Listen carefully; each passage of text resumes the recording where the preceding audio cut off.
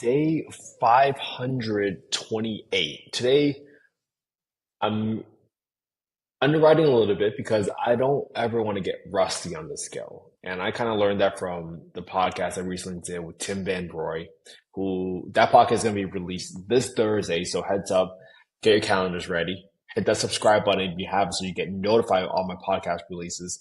But that's going to be good because he's underwrote hundreds and hundreds as an underwriter for a lending shop. So you can see the perspective from someone that has been doing the thing and underwriting deals at a very large scale over huge volumes of time. And he's going to break down one, how do you structure LIHTC deals? What are the pros and cons of HUD loans, right? We talked about that on past podcasts with Michael Ian, talked about all the benefits from great, long, just amazing amortization periods, great interest rates, non-recourse, and it could be assumable if you ever sell. That is so good. You have no idea how great of a product that is. But with that comes some limitations and some procedural responsibilities that you're going to have to go through. And Tim was very nice to kind of share all those details with us. So stay tuned for Thursday. All right. So today we're going through and we're looking at properties just on the market, right? I just want to go through, hey, if you were to look at a property on the market, not talking about Burr, just looking at a property on the market for the first time, how would you analyze that deal? Okay. Now, I'm filtered right now into Birmingham for 4-bedroom properties that are single family homes that have been on Redfin for less than 7 days. And if you remember the podcast I did with Daisy Sebastian, which is right here on youtube.com/@Kent_G, Daisy talked about all the top markets, especially if you're targeting families in this area. And of course, Hueytown is one of them. So this property, 1048 Arcadia Circle, Hueytown 35023. Let's see if I can open up the file I did yesterday. There we go. This loads. There we go. And what you're going to do is you're going to start plugging in all these details as you go through it. All right, 179.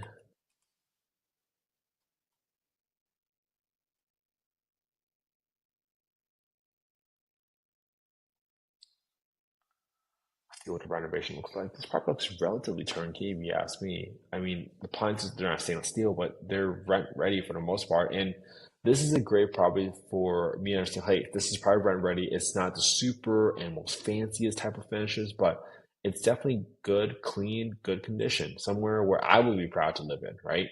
That's a great litmus test for you. So for me, I'm always going to put aside $900 for the cage on a HVAC because I recently had mine stolen. So no matter how nice the property is, I'm going to set aside some money to protect the HVAC system because otherwise I really risk getting it stolen. And that cost me $5,000 once that HVAC got stolen. So get that cage in there. Next, I am going to always put in high pressure flush toilets so that I can avoid just 1.5 bathrooms to 2 toilets. I can avoid any clogged toilet calls because I have some high pressure flush toilets at my rental properties and I've never gotten a call for a clogged toilet. And I don't intend to start now because, I mean, you do real estate because you want passive income, right? Well, if you think about the amount of energy and time that it drains on you when you could have been spending that with your daughter, you're going to think it's so silly that you just didn't spend the money up front. Because if you get a call to a car, you can send the plumber out on an emergency. That will cost you $100, $150 easily. You might replace that toilet. That costs you $200. So you must have spent $450 now and save that headache down the road. Do it right up front. Okay, I'm assuming I don't need to do any more painting on this property. I'm going to zero that out. I got $500 for landscaping in row 46, and I got $1,500 for the roof repair, just in case there's any patchwork I need to do. So that gives me a total rehab of about $45.60. All right. Now, the next thing I need to do when I look at this property is I need to go to affordablehousing.com and I got to go to the owner section. I'm going to go to the market rent estimator. I'm going to plug in the address, plug in bedroom count, and I can see right here that the average rent for 25 units within a 4-mile radius is $1,509. Now, I'll probably do $1,450 because that's usually the rent I see for a 4-bedroom. I don't want to go all the way to $1,500 because that seems a little too good to be true. and I want to be a little bit more conservative in my underwriting. But you can start and put it to 1,500 and see what happens to the numbers. Okay. Now, for my taxes, I'm going to get that right from my payment calculator, and that equals to $79. 79, and then my monthly insurance number is going to be 139 equals 139 times 1.2. So I am going to do and explain it this way. I'm taking the insurance number of 139 from the payment calculator on Redfin, and I'm adding a 20% premium by multiplying by 1.2 because I know that insurance companies, they're going to view my asset as riskier asset because I'm going to be using it as an investment property. Okay? Typically, insurance companies view investment assets as riskier assets, so they're going to charge more in premium. That's why I'm adding 10% premium, okay? Now, the next property here, the next expense item we have here is I'm setting aside 10% of my rents every single month for maintenance. And the reason I'm doing this is because, well, I know that HVAC is going to get replaced in 5, 10, 15 years. I know that the water heater is going to get replaced in 5, 10, 15 years. The roof is going to get replaced in 15, 20, 25 years. And if you don't set aside money right now for that maintenance, you're going to be in a position where you're going to be overestimating your profitability. You're going to be overestimating how much you're making every single month because you underestimate your expenses. I can't tell you how many times I look online and I see people and they underwrite deals and they say, hey,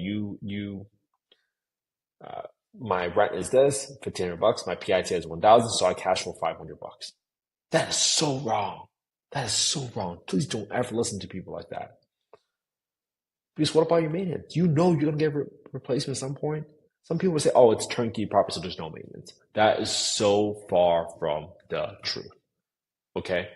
All right, so then I got 10% set aside for property management expenses.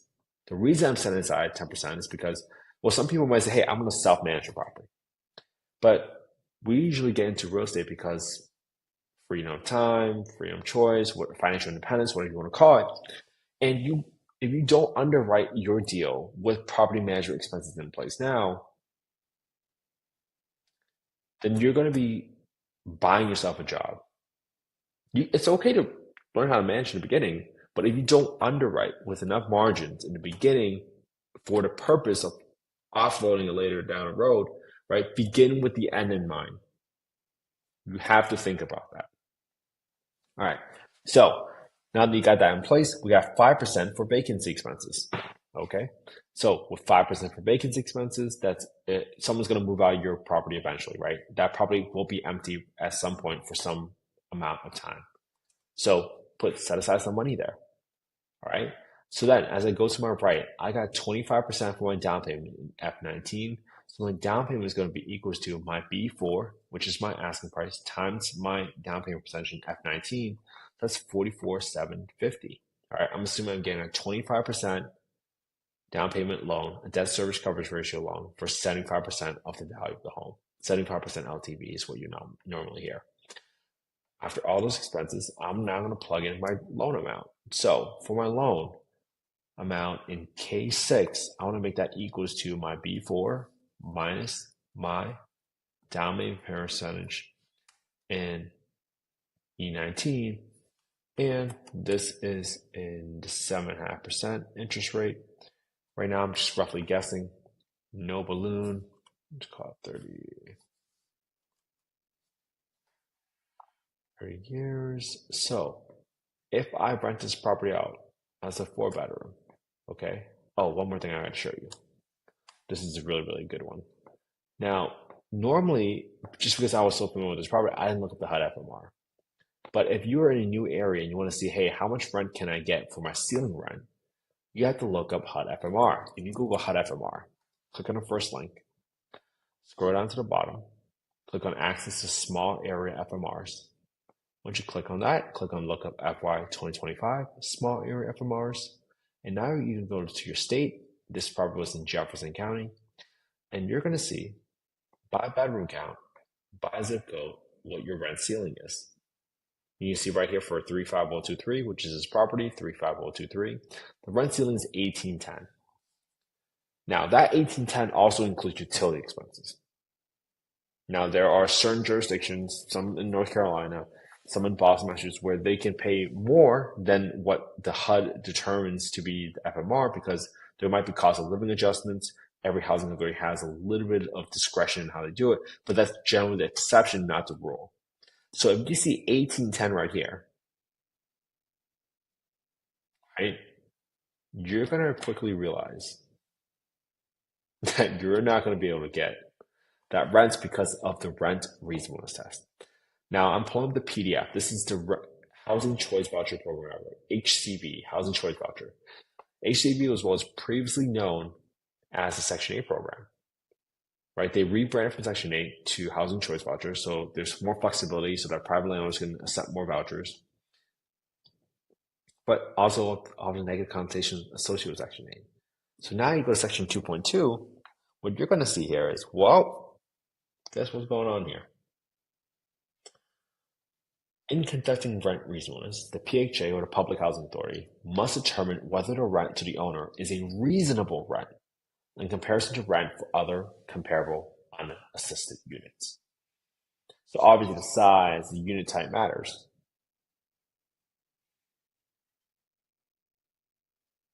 Okay?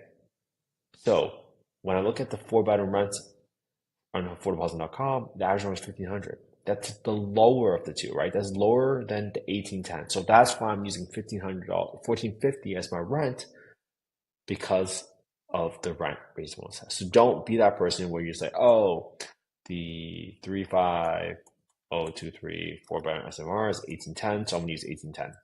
That cannot be further from the truth unless you can get some verification locally, right? But you have to take the lower of the two because this was 1509 within a 4-mile radius. Okay. I just write these numbers down just because in case it's a deal and my partners want to look at the underwriting and the supporting details behind it. So I already have it all laid out for them. So at $1,450, after plugging all those numbers, you'll be negative cash flow. You'll be losing $97 a month after all those expenses that we talked about, right? That's a negative 2.2% return, assuming you bought this property for $179 with a 25% down. I mean, with a $4,600 rehab, just rounding for easy sakes, 25% down, and a 7.5% interest rate. Now, let's say your target return was 10%. Okay, if it was 10%, what would you need to adjust the asking price by in order to get the E9 or your cash on cash return number higher? So if you go to $50,000, if you go to $100,000, start there. Well, bam, that's a 12% return. So you can afford to pay more. If you go to 110, that's a little extending it there. Now, I'm not saying that 10% return is the absolute number, right? Everybody has their own target return and your own criteria for what makes it a deal for yourself. This is not investment advice. I'm not selling any investments on this call. I'm just simply showing you all how to adjust the levers to get the deal to the deal that you're looking for. Because some people would say, hey, I want to just buy a home in Southern California. If I can just break even on the cash flow, then that is perfect. That's all I care about.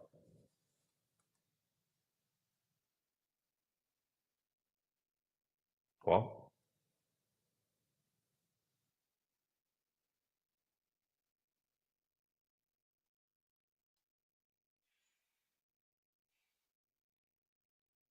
you have to determine what your own criteria is. Because 5% of $1,000,000, that's then $50,000. Who cares about $200 of cash flow? That's why a deal for you might not be a deal for somebody else. All right. So hopefully this was helpful, everybody. I just want to make sure I went through the criteria and help you adjust up and downward to scenarios, right? Because at $1,450, now you're cash from $275 a month. That's a 9.8% return. So you buy it for $108,000, right? Assuming everything else is constant with a $4,600 rehab, a 25% down, and a 7.5% interest rate. Now, let's say you're paying attention, right, to what we've been talking about.